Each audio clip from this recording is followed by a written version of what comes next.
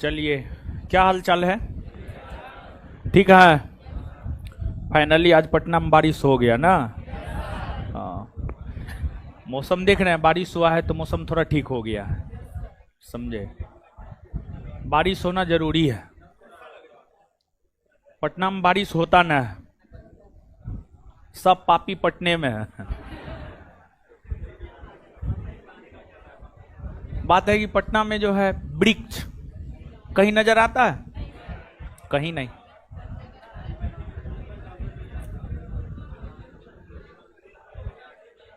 चलिए, तो हम लोग पढ़ रहे थे 1857 के विद्रोह को पढ़ लिए थे। 1857 के विद्रोह के बाद जो अन्य प्रमुख छोटे मोटे विद्रोह थे, जो अन्य प्रमुख छोटे मोटे विद्रोह थे, उन विद्रोहों को हम लोग पढ़ रहे थे। और उसमें जो है लास्ट क्लास में सन्यासी विद्रोह बताए थे। सन्यासी विद्रोह के बाद आपको और क्या क्या बताए थे? कित्तूर चेन्नम्मा विद्रोह और गडकरी और क्या,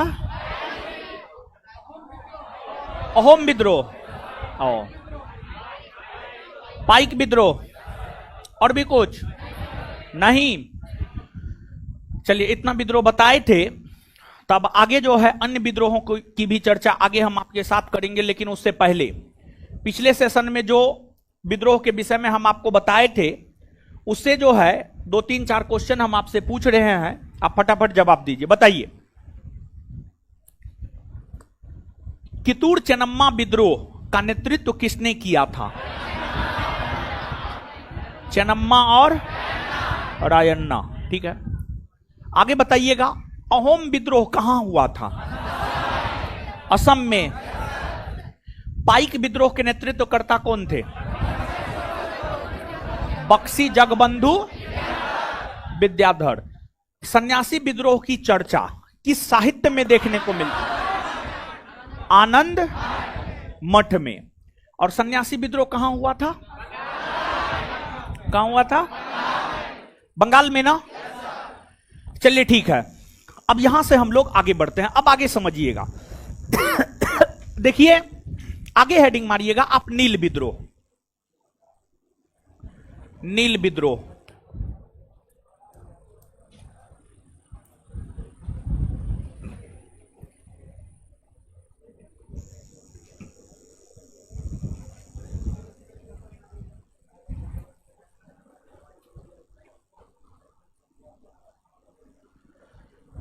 नील विद्रोह, ठीक है, नील विद्रोह।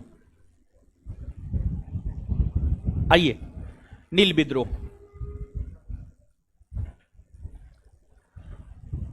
आइए समझते हैं। पहले बोर्ड पे आइए, हेडिंग मारना लिए हैं, बोर्ड पे आइए, समझिए।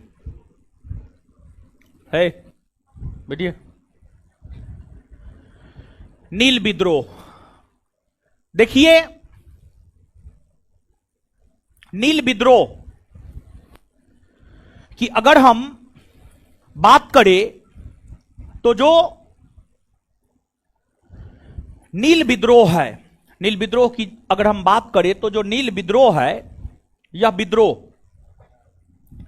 बंगाल के क्षेत्र में हुआ है। नील विद्रोह बंगाल के क्षेत्र में हुआ है। और नील विद्रोह किसानों के द्वारा किया गया एक विद्रोह था। बंगाल के किसानों के द्वारा किया गया एक विद्रोह था। यह विद्रोह 1859-60 ईस्वी में नील विद्रोह बंगाल के क्षेत्र में हुआ है। और इस विद्रोह के कारण क्या है, इसको आप समझिएगा। देखिए, बंगाल की जो भूमि है वह चावल उत्पादन के लिए उपयुक्त है। बंगाल की जो भूमि है, बंगाल की भूमि चावल उत्पादन के लिए उपयुक्त है। बंगाल की जो भूमि है वह चावल उत्पादन के लिए उपयुक्त है। बंगाल की भूमि जो कि चावल उत्पादन के लिए उपयुक्त है, तो बंगाल के किसान चावल की खेती करना ज्यादा पसंद करते थे। लेकिन अंग्रेज बंगाल के किसानों से जबरदस्ती नील की खेती करवाता था। नील की खेती करवाता था, क्योंकि अंग्रेज चावल का व्यापार नहीं करता था, अंग्रेज नील का व्यापार करता था, कॉफी का व्यापार करता था, चाय का व्यापार करता था, सूती कपड़ा का व्यापार करता था, अफीम का व्यापार करता था, सोडा का व्यापार करता था। तो नील, अफीम, चाय, सोडा, कॉफी, इन सभी वस्तुओं का व्यापार जो है अंग्रेज भारत के साथ करता था। तो चावल की खेती करने से तो अंग्रेजों को कोई फायदा नहीं हो रहा था। तो इसी वजह से अंग्रेज बंगाल के किसानों से जबरदस्ती नील की खेती करवाता था। नील की खेती करना किसानों के लिए लाभप्रद नहीं था, जिस वजह से बंगाल के किसान नील की खेती नहीं करना चाहते थे। बंगाल के किसान नील की खेती नहीं करना चाहते थे। बंगाल के किसान नील की खेती नहीं करना चाहते थे। और बंगाल के किसान दिगंबर विश्वास और बसंत विश्वास, दिगंबर विश्वास और विष्णु विश्वास, दिगंबर विश्वास और विष्णु विश्वास, दिगंबर विश्वास और विष्णु विश्वास के नेतृत्व में बंगाल के किसानों ने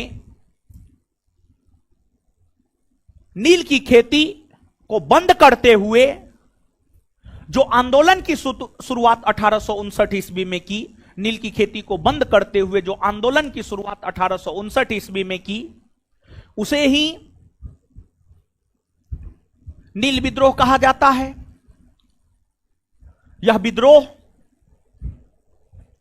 काफी लोकप्रिय हुआ और इस विद्रोह की लोकप्रियता का कारण यह था कि उस समय का समाचार पत्र हिंदू पैट्रियट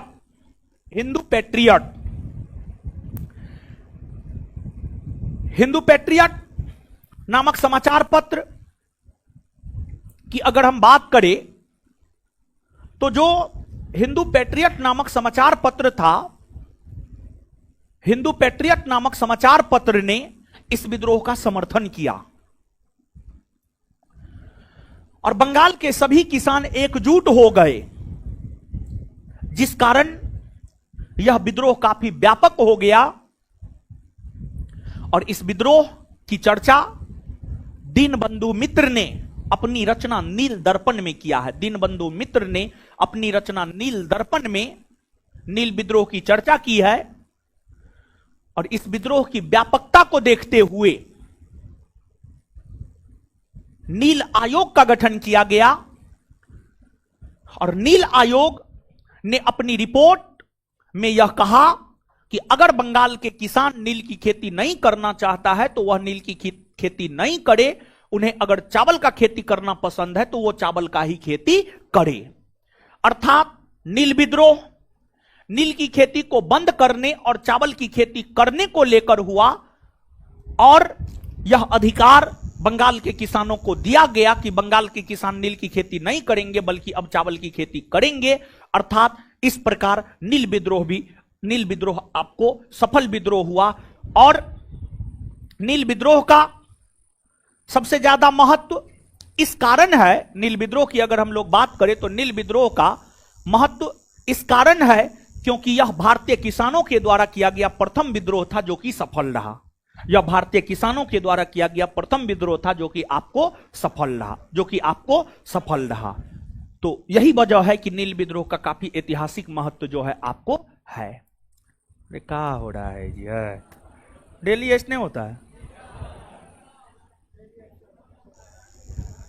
क्या? क्या दिक्कत है जी? लाइट में क्या दिक्कत है? काहे आता है करता है?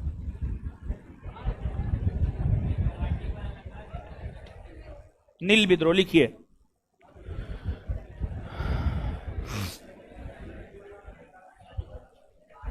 लिखिएगा।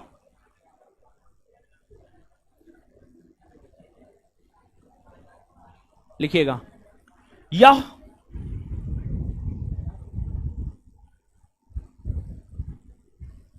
यह विद्रोह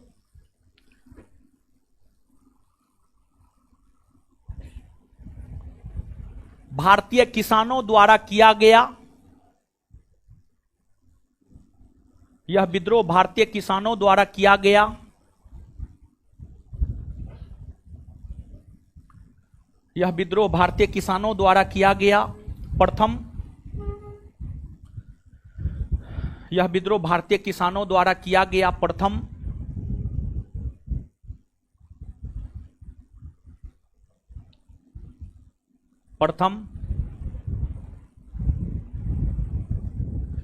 सफल विद्रोह है।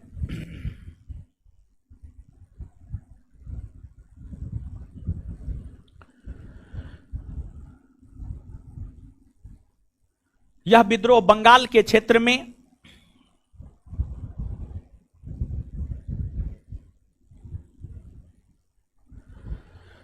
यह विद्रोह बंगाल के क्षेत्र में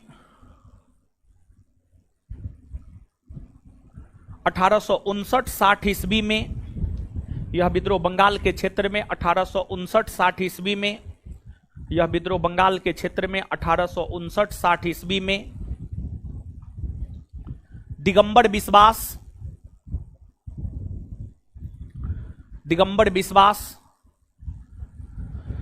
और विष्णु विश्वास दिगंबर विश्वास और विष्णु विश्वास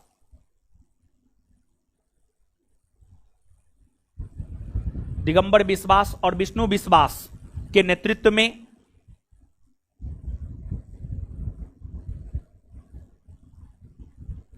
दिगंबर विश्वास और विष्णु विश्वास के नेतृत्व में हुआ।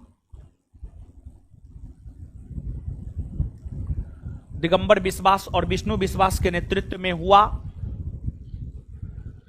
इस विद्रोह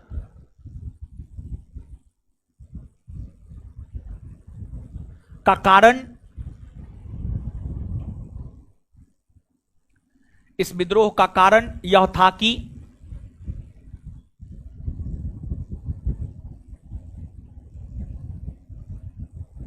इस विद्रोह का कारण यह था कि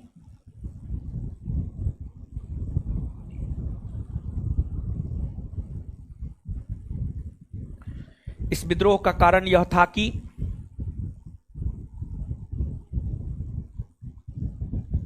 बंगाल के किसान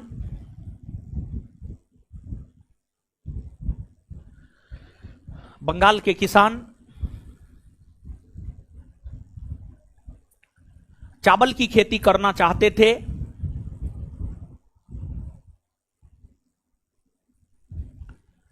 बंगाल के किसान चावल की खेती करना चाहते थे,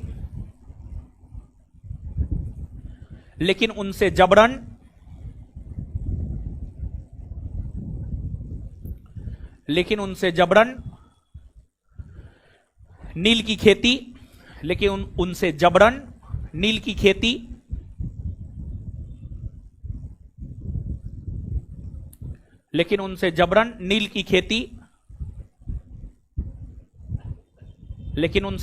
नील की खेती करवाई जाती थी।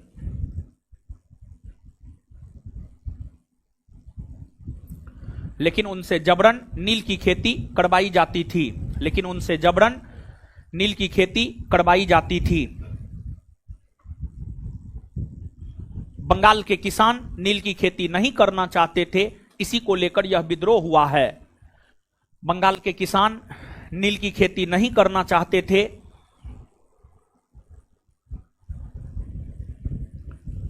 बंगाल के किसान नील की खेती नहीं करना चाहते थे। बंगाल के किसान नील की खेती नहीं करना चाहते थे। बंगाल के किसान नील की खेती नहीं करना चाहते थे, इसी को लेकर यह विद्रोह हुआ है।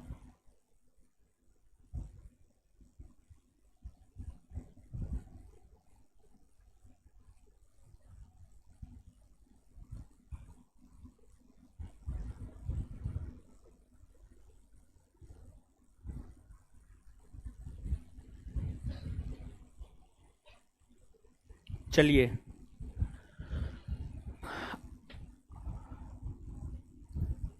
इस विद्रोह के दौरान इस विद्रोह के दौरान इस विद्रोह के दौरान बंगाल के किसानों की एकजुटता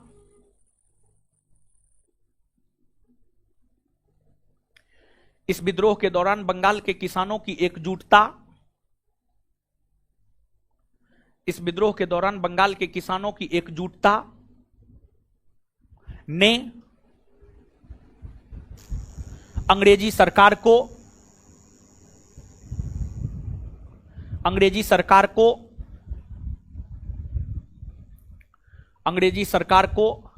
नील आयोग अंग्रेजी सरकार को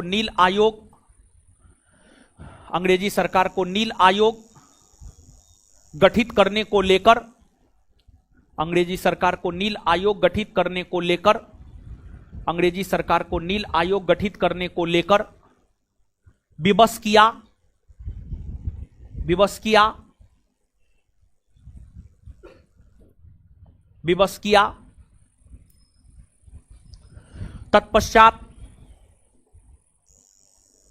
तत्पश्चात 1860 ईस्वी में 1860 तत्पश्चात 1860 ईस्वी में 1860 तत्पश्चात 1860 ईस्वी में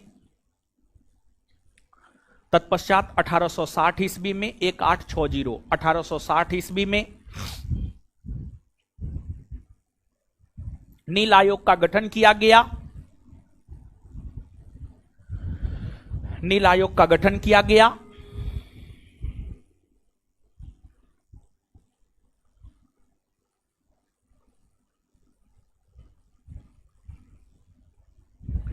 इस आयोग ने अपनी सिफारिश में इस आयोग ने अपनी सिफारिश में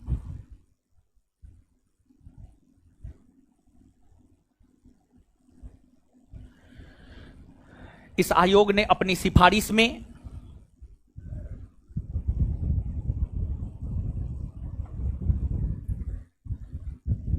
नील की खेती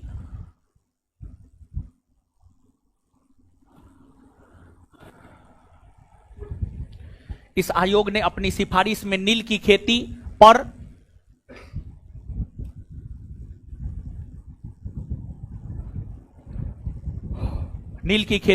प्रतिबंध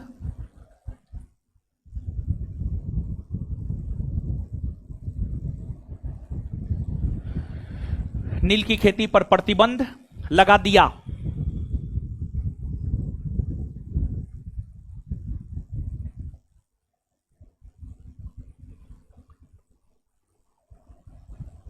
अर्थात यह विद्रोह सफल रहा। अर्थात यह विद्रोह सफल रहा।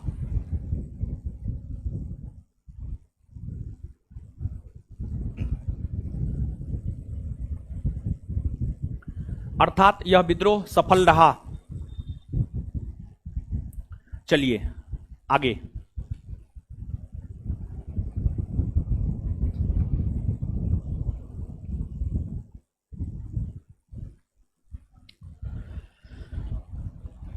नील विद्रोह की चर्चा दीनबंधु मित्र ने अपनी रचना नील दर्पण में किया है।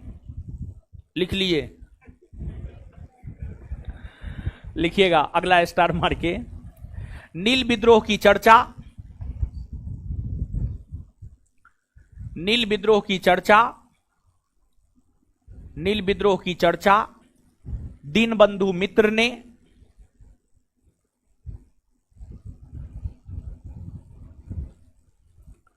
नील विद्रोह की चर्चा दीनबंधु मित्र ने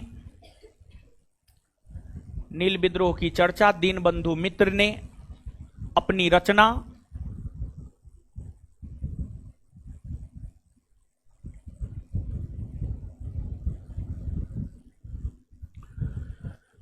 नील विद्रोह की चर्चा दीनबंधु मित्र ने अपनी रचना नील दर्पण में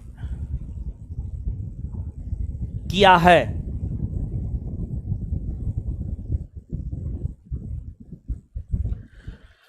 आगे आगे लिखिएगा।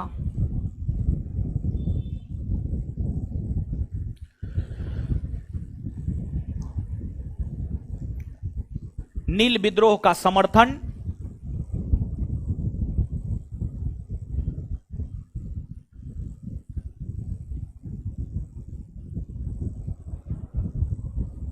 नील विद्रोह का समर्थन हिंदू पैट्रियट, नील विद्रोह का समर्थन हिंदू पैट्रियट, हिंदू पैट्रियट,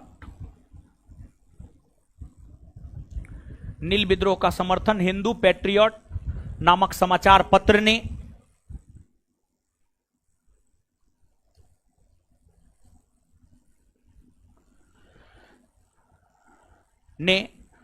किया है।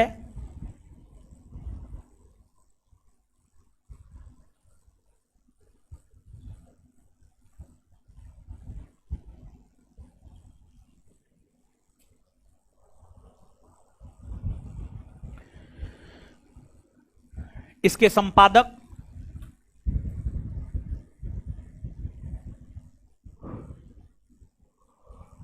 हरिश्चंद्र मुखर्जी, इसके संपादक हरिश्चंद्र मुखर्जी,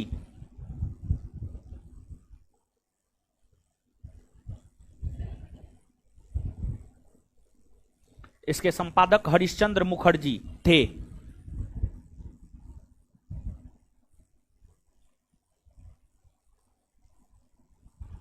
चलिए अब आगे आ जाइए। अब आगे हेडिंग मारिए पाबना विद्रोह।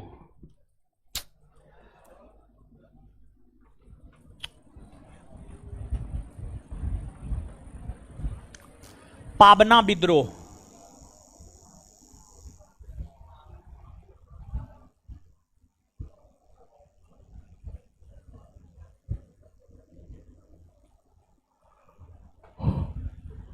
पाबना विद्रोह,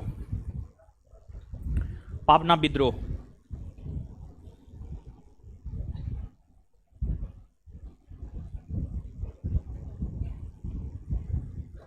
पाबना विद्रोह, चलिए आइए पाबना विद्रोह।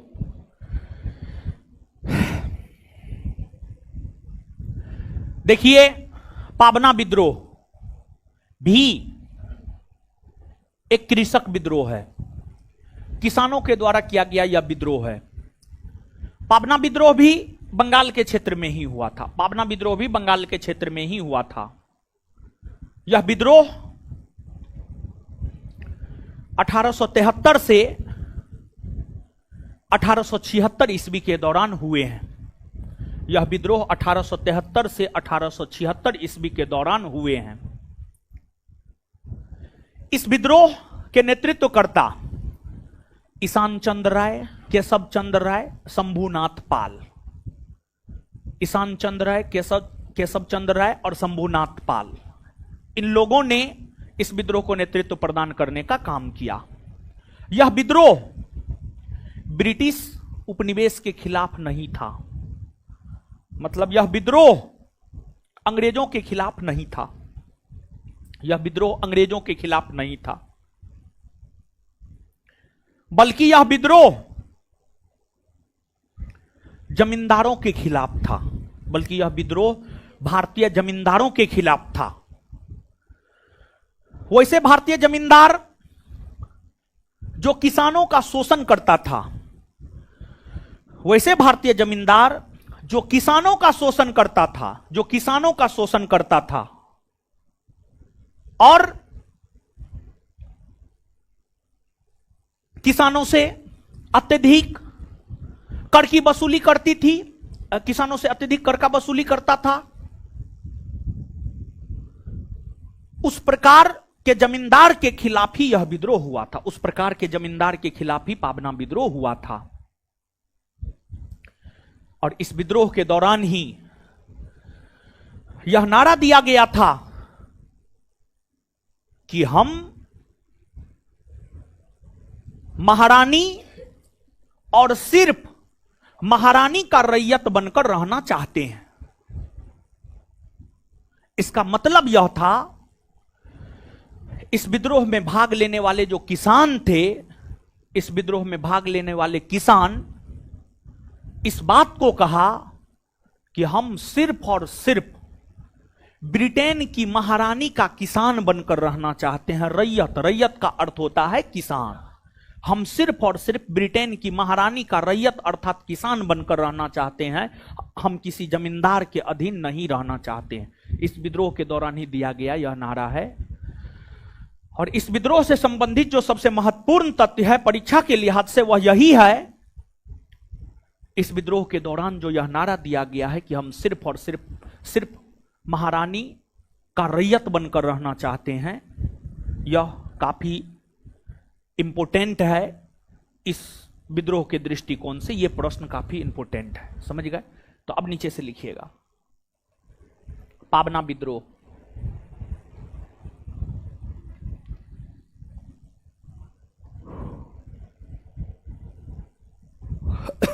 पाबना विद्रोह लिखिएगा। यह विद्रोह बंगाल के क्षेत्र में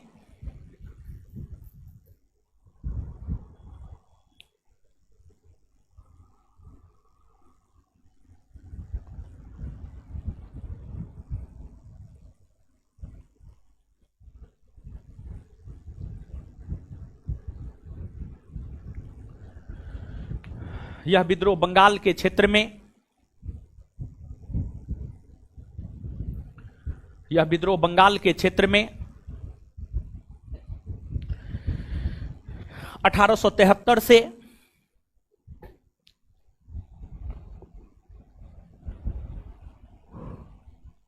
1876 ईस्वी के दौरान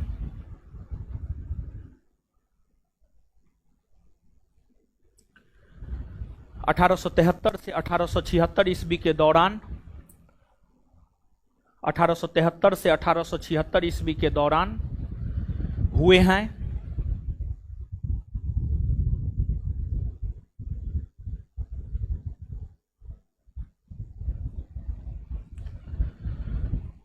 यह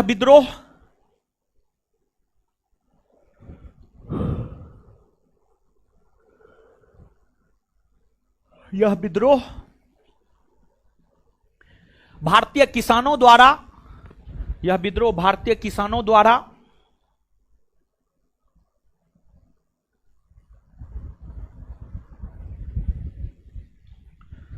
यह विद्रोह भारतीय किसानों द्वारा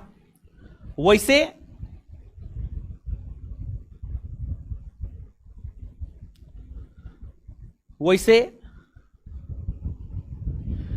जमींदारों के खिलाफ हुआ है,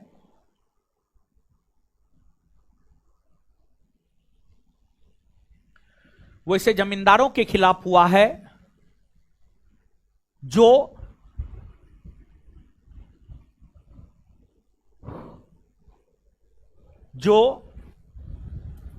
किसानों का शोषण किया करता था।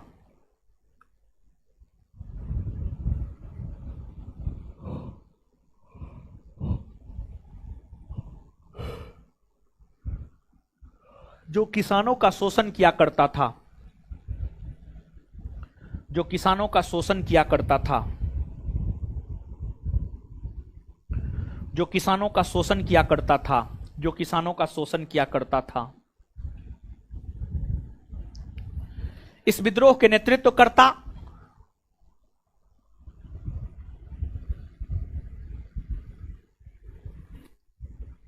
इस विद्रोह के नेतृत्वकर्ता ईशान चंद्र राय, ईशान, हे भगवान,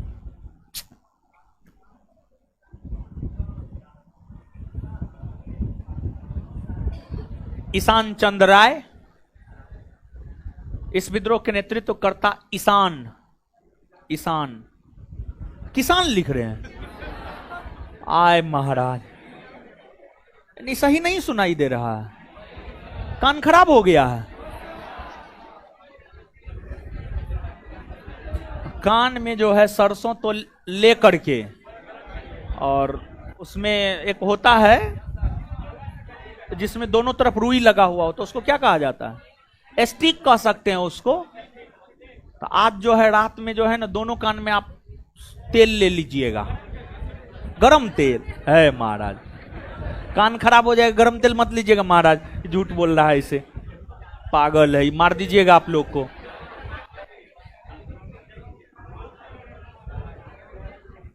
देखिए, जो 5 ज्ञानेंद्रियां हैं, क्या क्या है? आंख, कान, नाक, जीभ और त्वचा, यही ना है 5 गो। इसके साथ छेड़छाड़ नहीं होना चाहिए, समझे? नाक, कान, मुंह के साथ तो छेड़छाड़ करबे मत कीजिए। देखिए, यहां से ऊपर कोई छेड़छाड़ नहीं होना चाहिए, यहां से ऊपर, समझे? और काफी सतर्कता से जो है चीजों को करना है। एक एग्जांपल हम दे रहे हैं, सुनिए। परसों या तरसों का घटना है, बीएड का परीक्षा कब हुआ है? सोमवार को। बीएड का परीक्षा सोमवार को हुआ है। सुनिए, बता रहे हैं, सुनिए, हल्ला मत है। मंगलवार को, हाँ मंगलवार की घटना हम बता रहे हैं, सुनिए। देखिए, एक लड़का था, उसका नाम था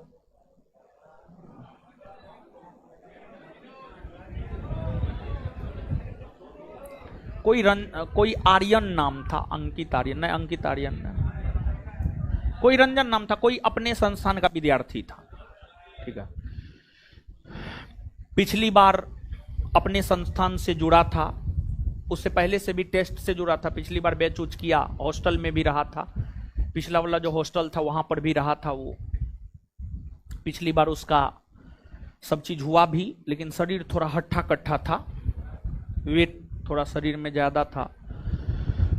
तो पिछली बार बिहार एसआई में जब वो दौड़ने के लिए गया तो उसको 8 मिनट समय लगा, 8 मिनट, जबकि 6.5 मिनट में दौड़ना है। मार्क अच्छा खासा था, दौड़ नहीं पाया।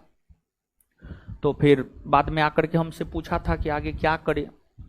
हम बोले आपका जो मन है वो आप कीजिए। तो आगे बीपीएससी की ओर जो है मुड़ गया था वो, बीपीएससी का तैयारी कर रहा था, टीचर सबका, बीपीएससी टीचर, बीपीएससी मेन जो बीपीएससी है वो। तो हुआ क्या, जिस रोज परीक्षा हुआ है आपको बीएड का, मंगलवार को, सोमवार या मंगलवार को हुआ है। तो बीएड का परीक्षा देने के लिए पटना से वो अपने घर गया, समझे, और घर से एग्जाम देने के लिए निकला। थोड़ा दूर आगे निकल गया, 5 किलोमीटर, तो पता चला एडमिट कार्ड या आधार कार्ड दोनों में से एक वो भूल गया था, जिस वजह से दोबारा रिटर्न हुआ और एडमिट कार्ड जो भी भूला था वो दोनों लेकर के जो है वापस पुनः एग्जाम सेंटर की ओर रवाना हुआ। थोड़ा स्पीड में जा रहा था और जो है आपको हुआ ये कि कोई गाड़ी जो है ना, 4 व्हीलर कोई गाड़ी उसको टक्कर मार दिया, और हेलमेट नहीं पहने हुआ था, हेलमेट नहीं पहने हुआ था। कोई गाड़ी जो है टक्कर मारा और उस टक्कर का चोट जो है उसको सीधे यहाँ लगा, माथा में लगा, यहाँ लगा, और यहाँ चोट लगा और यहाँ पर जो है आपको कट गया, यहाँ पे कट गया ये वाला एरिया, और शरीर में कहीं कोई चोट नहीं था। स्पॉट डेथ हो गया, ऑन स्पॉट। नवादा का था, हाँ नवादा का था, नवादा का था, उसका नाम बता देते हैं, नवादा का था, हाँ नवादा का था, समझे। तो हेलमेट बहुत ज्यादा जरूरी है, समझे। आप लोग चीजों को समझते नहीं हैं, आप लोग इसको निगेटिव वे में लेते हैं। उसका नाम भी हम बता देते हैं, नवादा डिस्ट्रिक्ट का था, अच्छा लड़का था, पढ़ने में बहुत शानदार लड़का था, समझे। वीडियो उसका आया, हम तो देख नहीं पाए, समझे। कार्तिक आर्यन नाम था, कार्तिक आर्यन, बोले थे आर्यन लिखा हुआ था, कार्तिक आर्यन नाम था, और एकदम हट्ठा कट्ठा था। मतलब सोचिए ना, हमसे भी थोड़ा लंबा था, हमसे भी ज्यादा उसका था शरीर सब पूरा, हमारा तो सिर्फ पेटे ने फेंका हुआ है, समझे। उसका जो हाथ सब भी हमसे 1.5 गुना था कम से कम, समझे। बहुत हट्टा कट्टा लड़का था, शरीर में कहीं भी चोट नहीं, सिर्फ माथा पे चोट लगा और स्पॉट हो गया। बगल में हॉस्पिटल भी था, मुश्किल से 10 मिनट के रास्ता पर। हॉस्पिटल जाते जाते कि जब वो गिरा तो फिर उसको जो है उठाया गया, तो यानी कोई हरकत जो है उसका शरीर नहीं किया। हम लोग क्या समझते हैं जानते, वही लड़का अगर हेलमेट पहना हुआ रहता तो ठीक है, चोट लगता, माथा में चोट लगता, हो सकता था हाथ गोड़ टूटता, गिरता हाथ गोड़ टूटता, चोट लगता, लेकिन वो मरता नहीं वो, अगर वो हेलमेट पहने रहता तो मरता नहीं। और जीवन से बढ़ के थोड़े कुछ है जी, कुछ नहीं है। बहुत बड़ा कर्म किए होंगे, बहुत अच्छा कर्म किए होंगे, तब जाकर आप मानव के तौर पर अवतरित हुए हैं, समझ गए। तो इस जीवन को ऐसे गंवाना नहीं चाहिए। हेलमेट हम लोग क्या समझते हैं, हम लोग अपना हीरोगिरी दिखाते हैं, लेकिन छोटी छोटी घटना पूरे सब चीज को खराब कर देता है, समझ गए। मान लिया जाए कि अब देखिए उसके परिवार, शादी विवाह नहीं हुआ था, लेकिन फिर भी एक परिवार ने अपने जवान बेटा को खो दिया। मां बाप के लिए सबसे बड़ा कष्टदायी चीज क्या होता है जानते हैं? मां बाप के लिए सबसे बड़ा कष्टदायी होता है अपने जवान बेटा को खोना। इससे बड़ा कष्ट मां बाप के लिए कुछ हो ही नहीं सकता है, समझ गए।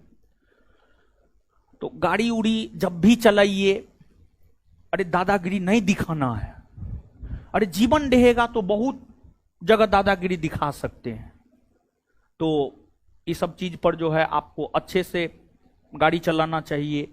गाड़ी और जिंदगी दोनों को उतना ही स्पीड करना चाहिए जितना को आप कंट्रोल कर सकते हैं। अगर ज्यादा कीजिएगा तो गाड़ी भी आप संभाल नहीं पाइएगा, आपका एक्सीडेंट होगा, और जीवन भी अगर ज्यादा स्पीड में चलाइएगा वो भी आपसे संभल नहीं पाएगा, वो भी आपको मृत्यु की ओर ही लेकर के जाएगा, समझ गए। तो सेफ्टी जरूरी है, हेलमेट जरूरी है। चलिए अब आइए, है इसके नेतृत्व करता ईशान चंद्र राय, केशव चंद्र राय और शंभुनाथ पाल ने।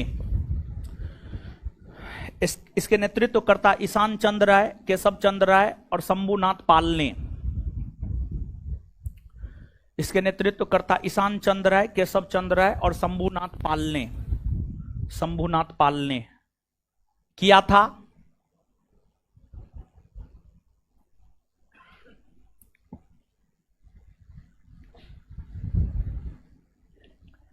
इस विद्रोह के दौरान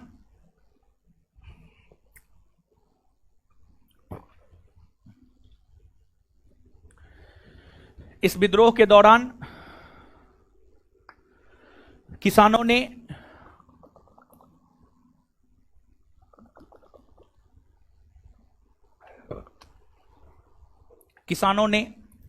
यह नारा दिया कि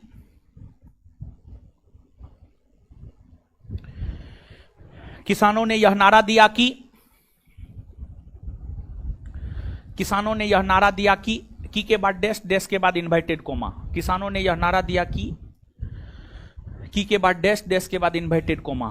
किसानों ने यह नारा दिया कि के बाद डैश के बाद इन्वर्टेड कोमा। हम महारानी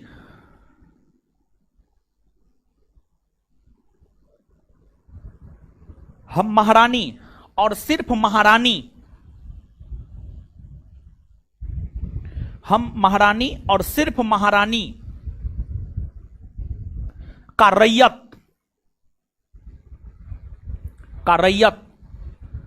बनकर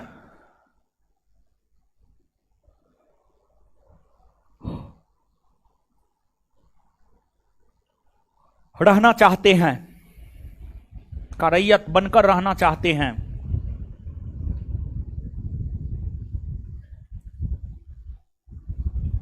चलिए, पाबना विद्रोह के बाद आगे हेडिंग मारिए संथाल विद्रोह।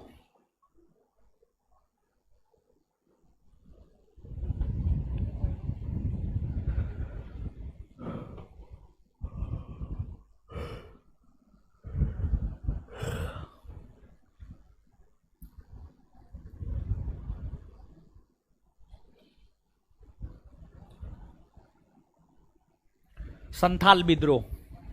देखिए, आइए संथाल विद्रोह को हम लोग समझते हैं। देखिए, आइएगा बोर्ड पे, संथाल विद्रोह। संथाल विद्रोह की अगर हम बात करें तो जो संथाल विद्रोह है यह बिहार और झारखंड के क्षेत्र में हुआ था। आज के बिहार के भागलपुर और आज के झारखंड के बीरभूम इलाका में संथाल विद्रोह जो है आपको हुआ था। संथाल विद्रोह 1857 के विद्रोह के ठीक पूर्व संध्या, 1857 के विद्रोह के ठीक पूर्व संध्या का मतलब यह नहीं है कि 10 मई 1857 से 1857 के विद्रोह की शुरुआत हुई है और 9 मई 1857 को यह विद्रोह हुआ है, नहीं। 1857 के विद्रोह के ठीक पूर्व संध्या मतलब 1855-56। तो 1857 के विद्रोह के ठीक पहले 1855-56 ईस्वी में 1855-56 ईस्वी में संथाल विद्रोह सिद्धू और कान्हू के नेतृत्व में हुआ। सिद्धू और कान्हू के नेतृत्व में हुआ। संथाल एक जनजाति है, आदिवासी है। भारत में सैकड़ों की संख्या में अलग अलग आदिवासी समुदाय के लोग पाए जाते हैं। हो, मुंडा, उराव, गारो, खासी, जयंतिया, संथाल, मीना, गरसिया, थारू, खेड़बार, ये सब क्या है? भारत की जनजाति है। ये सब भारत की जनजाति है। तो संथाल भी भारत की एक जनजाति है और वर्तमान में यह जनजाति झारखंड, बिहार, बंगाल, ओडिशा जैसे राज्यों में वर्तमान में भी यह जनजाति पाई जाती है। तो संथाल जनजाति के ही थे सिद्धू और कान्हू। सिद्धू और कान्हू दोनों संथाल जनजाति के ही थे। इन दोनों के द्वारा ही संथाल विद्रोह को नेतृत्व प्रदान किया गया। अब सवाल यह उठता है कि संथाल विद्रोह क्यों हुए? संथाल विद्रोह क्यों हुए? संथाल विद्रोह होने के पीछे कई कारण थे। संथाल विद्रोह की अगर हम लोग बात करें तो संथाल विद्रोह होने के पीछे जो है कई सारे कारण थे। उसमें एक कारण था संथाल जनजाति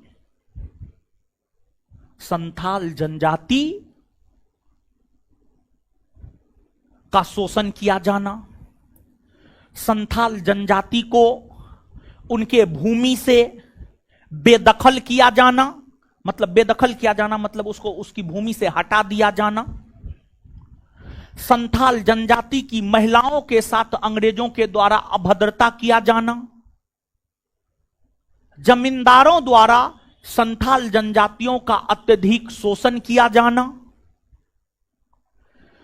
ये सभी संथाल विद्रोह के कारण बने और संथाल विद्रोह का स्वरूप काफी शक्तिशाली था। संथाल विद्रोह का स्वरूप काफी शक्तिशाली था। संथाल विद्रोह का स्वरूप काफी शक्तिशाली था। क्यों कह सकते हैं? इसलिए कह सकते हैं क्योंकि इस जनजाति के लोगों ने अंग्रेजी सेना का प्रखरता से सामना किया और इस विद्रोह के दौरान पुलिस स्टेशन, रेलवे स्टेशन, डाकघर, इस सबको उड़ा दिया गया या आगजनी कर दी गई। उड़ा दिया गया या आगजनी कर दी गई।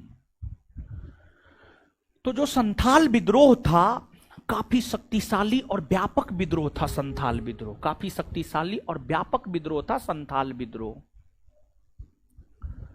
इस विद्रोह के व्यापक स्वरूप को देखते हुए एक बड़ी और प्रशिक्षित सेना इस विद्रोह को दबाने के लिए आया इस क्षेत्र में, और अंग्रेज सेनापति लॉयड और ब्राउन के नेतृत्व में, अंग्रेज सेनापति ब्राउन और लॉयड के नेतृत्व में इस विद्रोह को दबा दिया गया। और फिर इस विद्रोह को दबाने के बाद एक नया जिला बनाया गया, संथाल जिला, संथाल जिला। और अंग्रेजी सरकार के द्वारा संथाल जनजातियों के लोगों को लेकर एक कानून भी बनाए गए, जिसे संथाल परगना काश्तकारी अधिनियम कहा गया। संथाल परगना काश्तकारी अधिनियम कहा गया।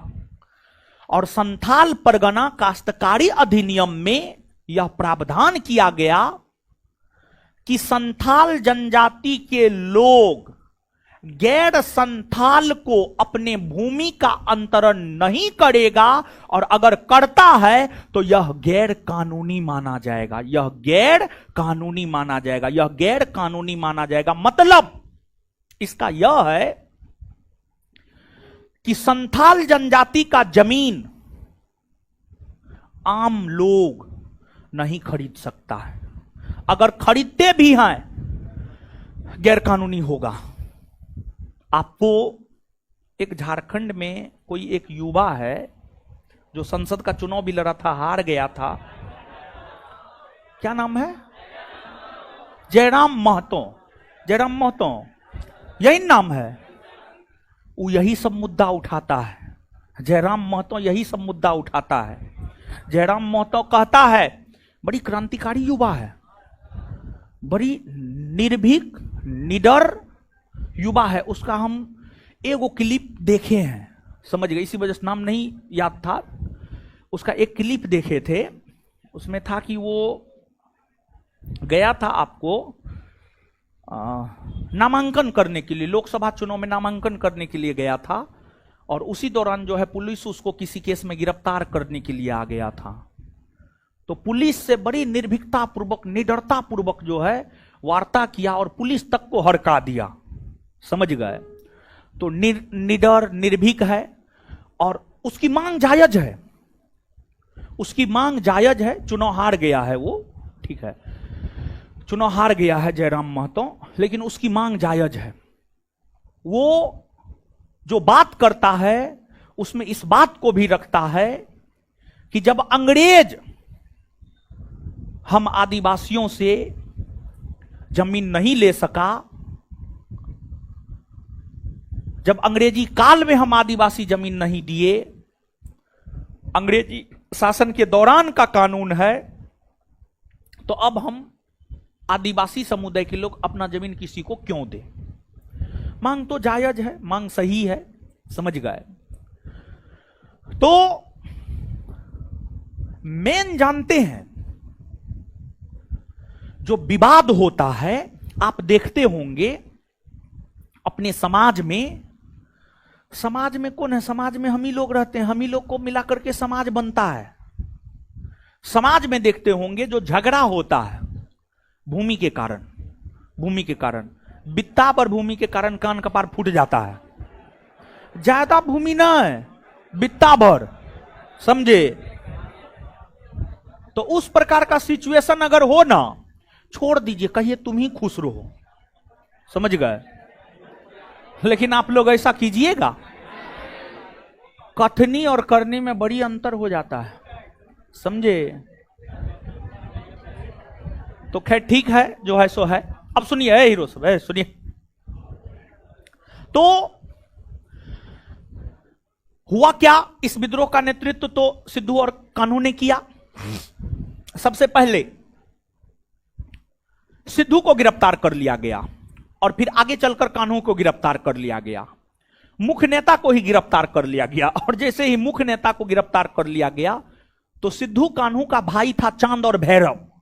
चांद और भैरव ने भी इस विद्रोह को नेतृत्व प्रदान किया, लेकिन ये दोनों उतने अधिक योग्य नहीं थे और अंततः 1856 आते आते ब्राउन और लॉयड नामक सेनापति के नेतृत्व में इस विद्रोह को दबा दिया गया और संथाल जिला का गठन किया गया और संथाल जनजाति के लोगों के लिए जो है आपको संथाल परगना काश्तकारी अधिनियम लाया गया और इस अधिनियम के तहत संथाल जनजाति के लोगों के भूमि का अंतरण गैर संथाल में नहीं हो सकता, गैर संथाल में नहीं हो सकता है, इसे गैर कानूनी घोषित कर दिया गया। संथाल जनजाति के लोगों को भूमि दे सकता है, लेकिन गैर संथाल को नहीं दे सकता है। समझे बात को? तो नीचे से लिखिए।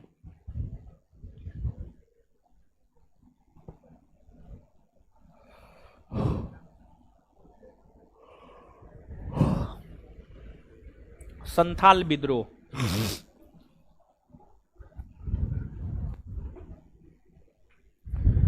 यह विद्रोह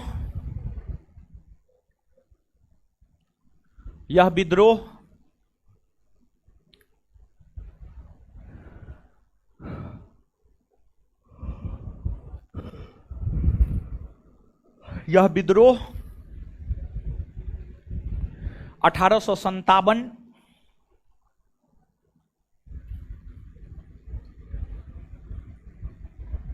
के सिपाही विद्रोह से ठीक पहले, यह विद्रोह 1857 के सिपाही विद्रोह से ठीक पहले 1857 के सिपाही विद्रोह से ठीक पहले 1855-56 ईस्वी में 1855-56 ईस्वी में सिद्धू, कान्हू, चांद, भैरव, सिद्धू, कान्हू, चांद, भैरव, कोमा देते जाइएगा, सिद्धू कोमा कान्हू कोमा चांद कोमा भैरव के नेतृत्व में हुआ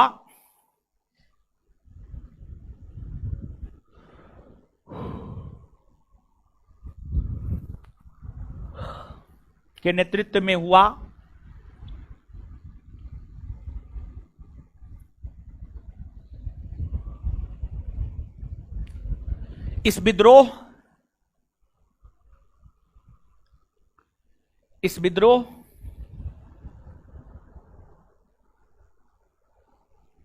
का कारण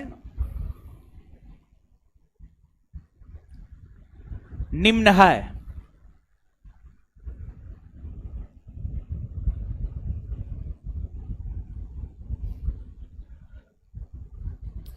इस विद्रोह का कारण निम्न है। एक नंबर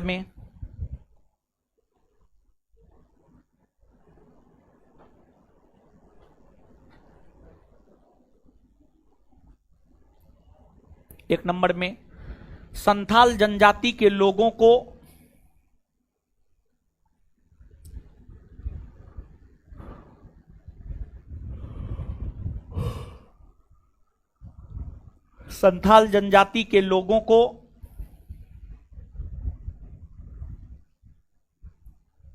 उसके अपनी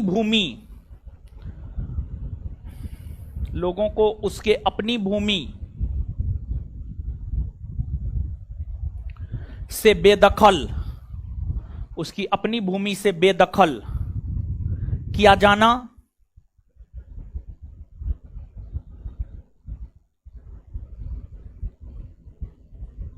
दो नंबर में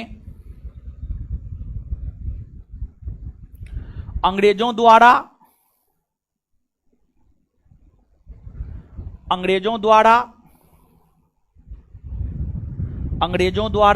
संथाल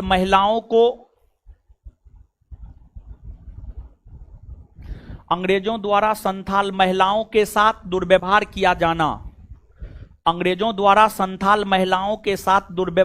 जाना, अंग्रेजों द्वारा संथाल महिलाओं के साथ दुर्व्यवहार किया जाना। अंग्रेजों द्वारा संथाल महिलाओं के साथ दुर्व्यवहार किया जाना। अंग्रेजों द्वारा संथाल महिलाओं के साथ दुर्व्यवहार किया जाना। अंग्रेजों द्वारा संथाल महिलाओं के साथ दुर्व्यवहार किया जाना। नेक्स्ट, जमींदारों द्वारा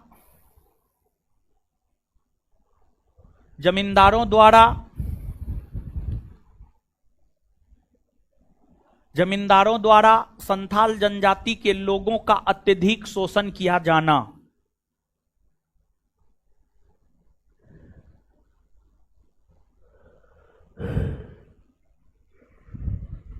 जमींदारों द्वारा संथाल जनजाति के लोगों का अत्यधिक शोषण किया जाना।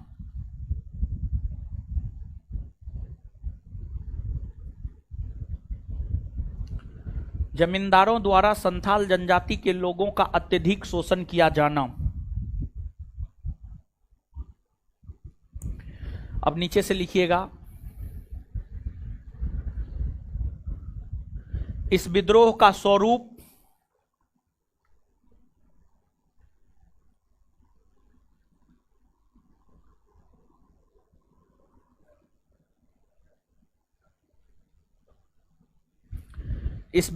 स्वरूप काफी व्यापक था।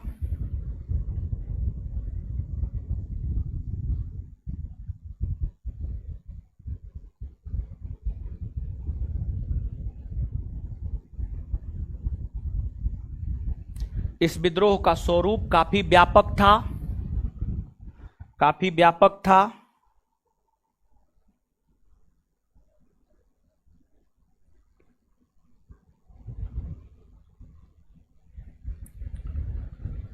इस विद्रोह के दौरान रेलवे स्टेशन, पुलिस स्टेशन, डाकघर में आग लगा दिया गया था।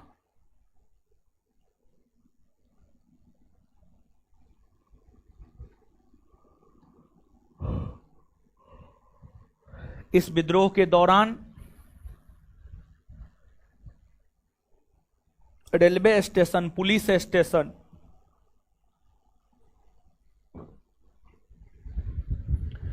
इस विद्रोह के दौरान रेलवे स्टेशन, पुलिस स्टेशन, डाकघर में आग लगा दिया गया था।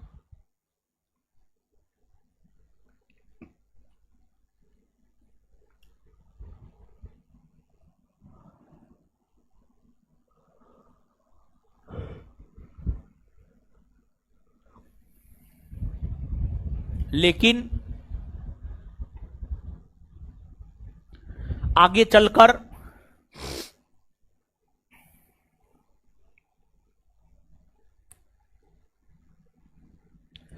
सिद्धू और कान्हू को गिरफ्तार कर लिया गया।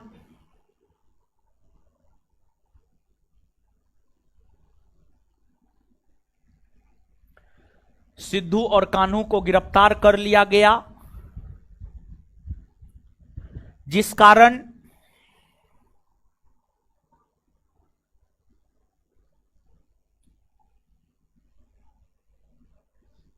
सिद्धू और कान्हू को गिरफ्तार कर लिया गया, जिस कारण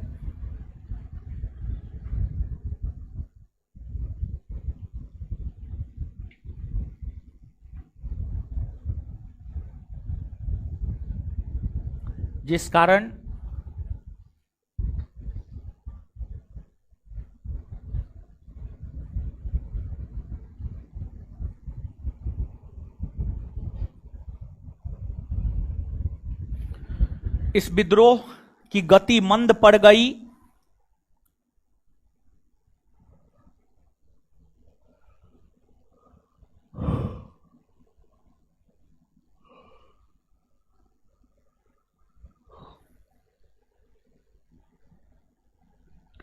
गति मंद पड़ गई और फिर अंग्रेज सेनापति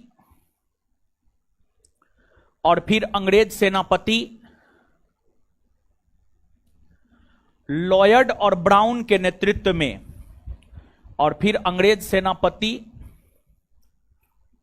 सेनापति लॉयड, बोर्ड पे लिख रहे हैं, अंग्रेज सेनापति लॉयड और ब्राउन के नेतृत्व में लॉयड और ब्राउन के नेतृत्व में, बोर्ड पे लिखे हैं यहां पर, और फिर अंग्रेज सेनापति लॉयड और ब्राउन के नेतृत्व में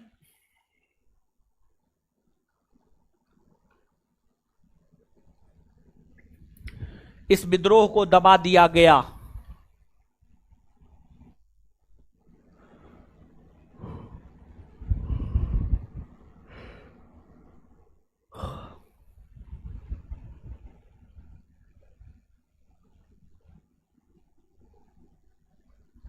नेक्स्ट पॉइंट, अगला पॉइंट लिखिएगा।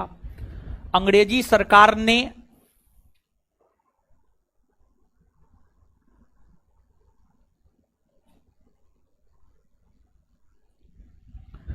संथाल परगना काश्तकारी अधिनियम, अंग्रेजी सरकार ने संथाल परगना काश्तकारी अधिनियम, अंग्रेजी सरकार ने संथाल परगना काश्तकारी अधिनियम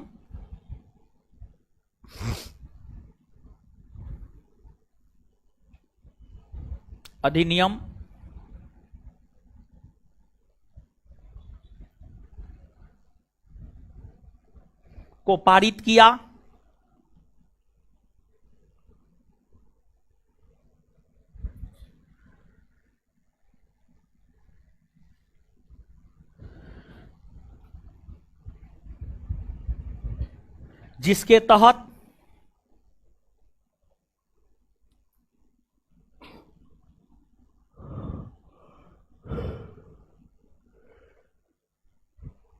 जिसके तहत यह प्रावधान किया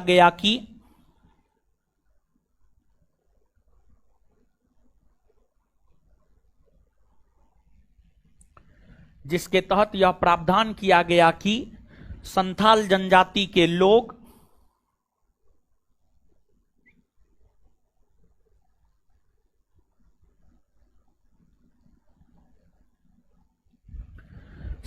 संथाल जनजाति के लोग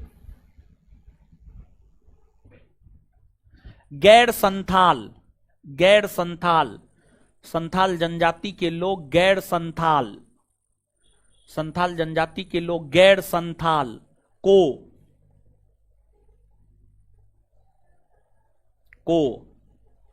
भूमि का अंतरण नहीं कर सकते हैं।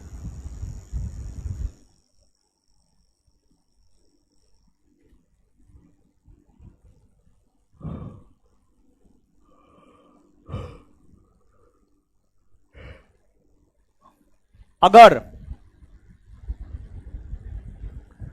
ऐसा होता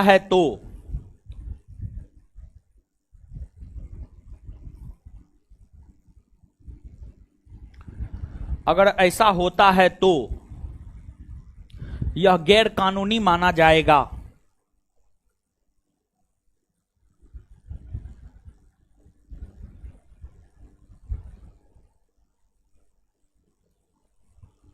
अगर ऐसा होता है तो यह गैर कानूनी माना जाएगा। चलिए, यह हो गया संथाल विद्रोह के विषय में। संथाल विद्रोह के बाद आगे हम लोग जानते हैं मुंडा विद्रोह। आगे हेडिंग मारिए आप, मुंडा विद्रोह।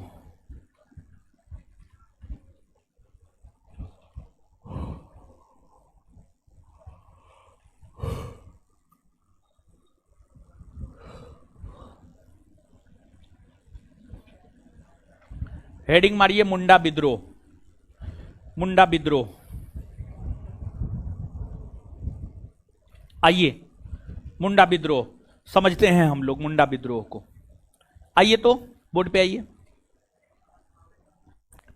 देखिए मुंडा विद्रोह को उलगुलान विद्रोह या महान हलचल विद्रोह भी कहा जाता है।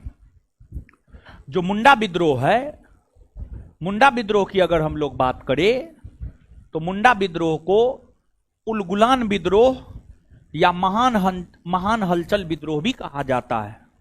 महान हलचल विद्रोह भी कहा जाता है।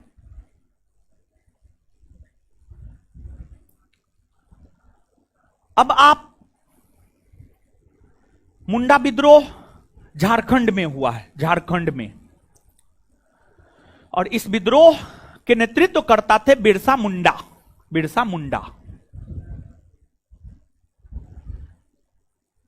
यह विद्रोह 1899 ईस्वी से लेकर 1900 ईस्वी के बीच, मुंडा विद्रोह 1899 ईस्वी से लेकर 1900 ईस्वी के बीच, मुंडा विद्रोह 1899 ईस्वी से लेकर 1900 ईस्वी के बीच बिरसा मुंडा के नेतृत्व में झारखंड के क्षेत्र में हुआ है।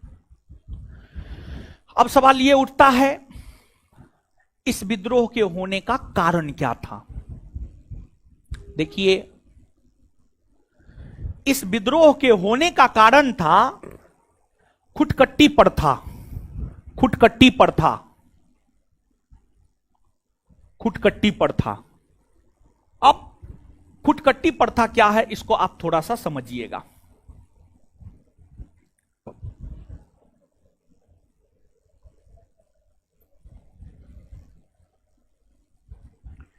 इस विद्रोह के होने का कारण था खुटकट्टी प्रथा। खुटकट्टी प्रथा का हिंदी में अर्थ होता है सामूहिक खेती। सामूहिक खेती, सामूहिक खेती। देखिए, मुंडा जनजाति के लोगों में संयुक्त परिवार का प्रचलन था। संयुक्त परिवार का मतलब होता है जब परिवार के सभी सदस्य एक साथ मिलकर रहे, तो वही होता है संयुक्त परिवार। अब जब परिवार संयुक्त है, परिवार एकजुट है, परिवार एक है, तो जो खेती होगा, जो खेती होगा, खेती भी तो संयुक्त ही होगा।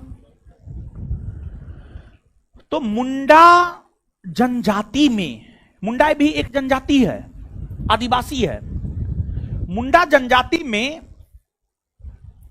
खुटकट्टी प्रथा का प्रचलन था, मतलब सामूहिक खेती का प्रचलन था। मतलब सामूहिक खेती का प्रचलन था। सामूहिक खेती का प्रचलन था आपको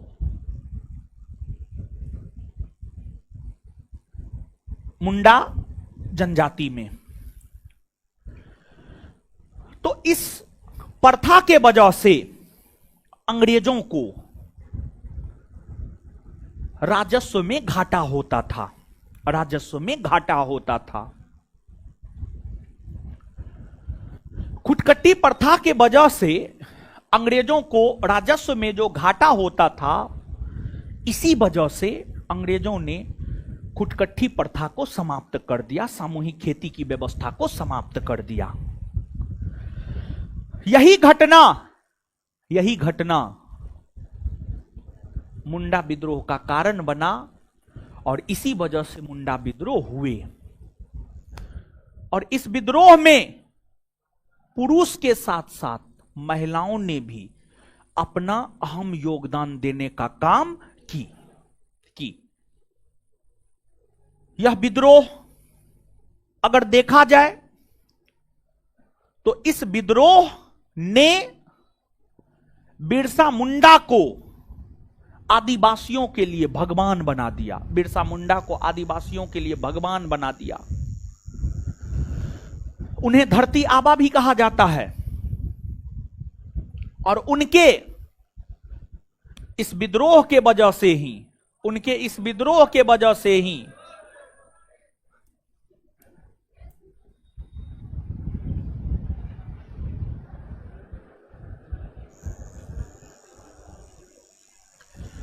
उनके इस विद्रोह के वजह से ही अंग्रेजों ने दिक्कुओं को, मतलब बाहरी लोगों को, आदिवासियों के जमीन खरीदने के ऊपर रोक लगा दिया। और इस विद्रोह के कारण ही बैठ बेगारी प्रथा का भी अंत किया गया। बैठ बेगारी प्रथा मतलब जबरन किसी से काम करवा लेना और उसको उसका मजदूरी नहीं देना, वही होता है बैठ बेगारी प्रथा। तो बैठ बेगारी प्रथा का अंत मुंडा विद्रोह के कारण ही हुआ। डिक्कू यानी बाहरी लोग, मुंडा जनजाति के लोग अपने जनजाति के अलावे अन्य लोगों को दिक्कू कहकर पुकारता था, मतलब बाहरी लोग। और 1900 ईस्वी में बिरसा मुंडा का निधन भी हो गया था। काफी कम उम्र में बिरसा मुंडा का निधन हुआ था। संभवतः बिरसा मुंडा का जन्म 1875 में हुआ था और लगभग मात्र 25 वर्ष में आदिवासियों का मसीहा बन गया था, आदिवासियों का भगवान बन गया था, आदिवासियों का भगवान बन गया था। और फिर 1900 ईस्वी में जेल में रहते हुए ही बिरसा मुंडा का बीमारी के कारण निधन हो गया था। समझ गए, बीमार पड़ गए थे और फिर उनका निधन हो गया। समझ गए। अब नीचे से लिखिएगा मुंडा विद्रोह।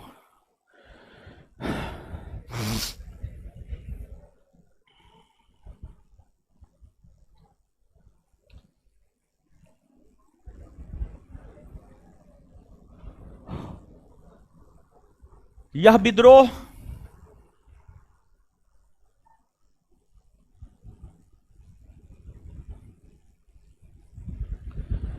यह विद्रोह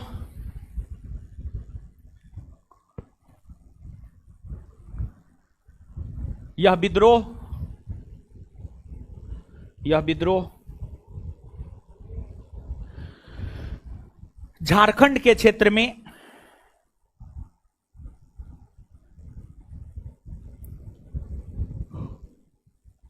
झारखंड के क्षेत्र में 1899 ईस्वी से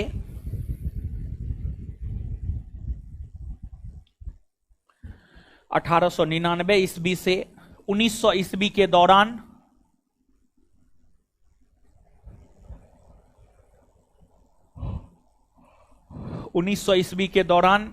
बिरसा मुंडा के नेतृत्व में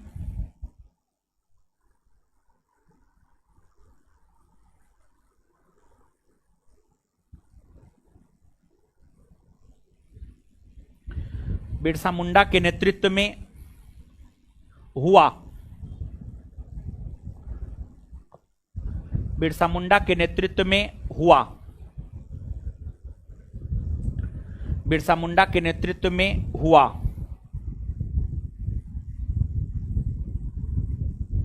इस विद्रोह को उलगुलान विद्रोह लिख देते हैं, चिंता नहीं करना है।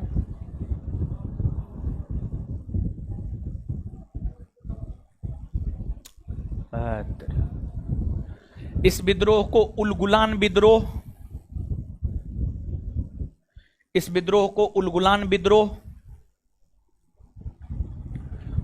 विद्रोह या महान हलचल विद्रोह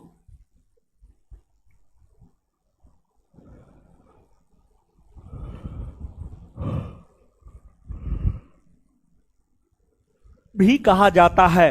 महान हलचल विद्रोह भी कहा जाता है।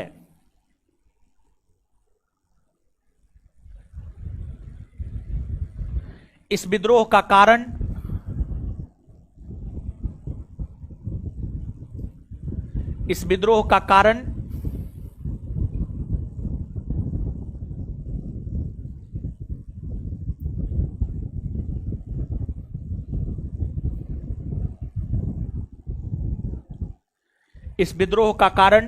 खुटकट्टी प्रथा।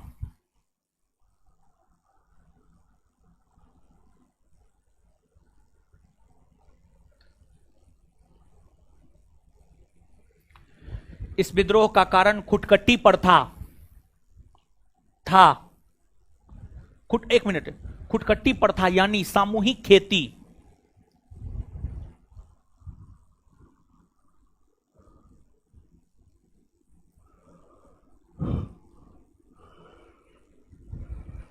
सामूहिक खेती की व्यवस्था, सामूहिक खेती की व्यवस्था था।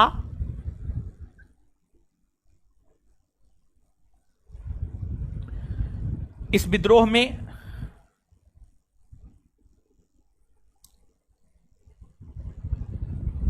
विद्रोह में महिलाओं ने भी भाग ली।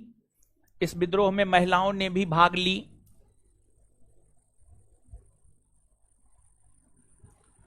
इस विद्रोह में महिलाओं ने भी भाग ली।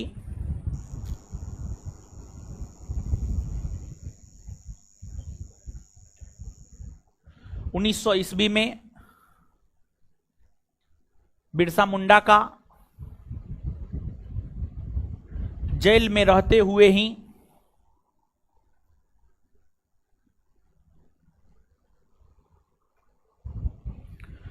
ईस्वी में बिरसा मुंडा का जेल में रहते हुए ही निधन हो गया।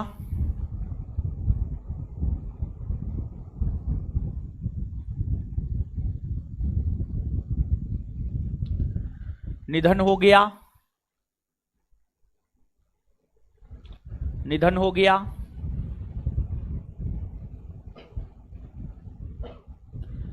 इस विद्रोह के कारण ही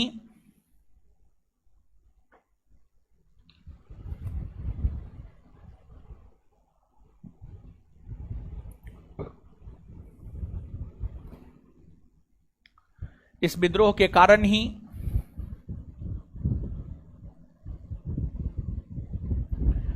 बैठ बेगारी प्रथा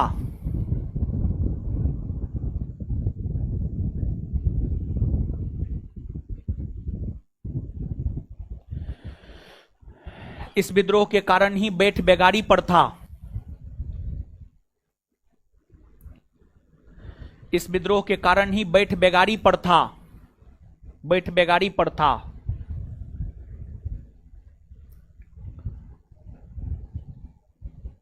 का अंत हुआ।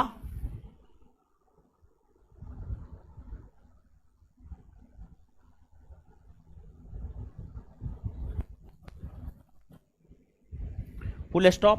उसी में जबरन मजदूरी करवाकर, जबरन मजदूरों से मजदूरी करवाकर, जबरन मजदूरों से काम करवाकर उसका मजदूरी नहीं देना, जबरन मजदूरों से काम करवाकर, जबरन मजदूरों से काम करवाकर उसका मजदूरी नहीं देना, जबरन मजदूरों से काम करवाकर उसका मजदूरी नहीं देना ही बैठ बेगारी प्रथा कहलाती है।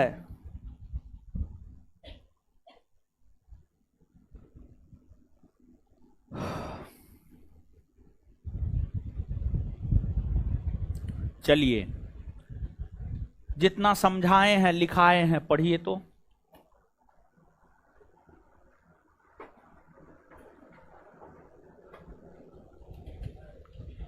पढ़िए।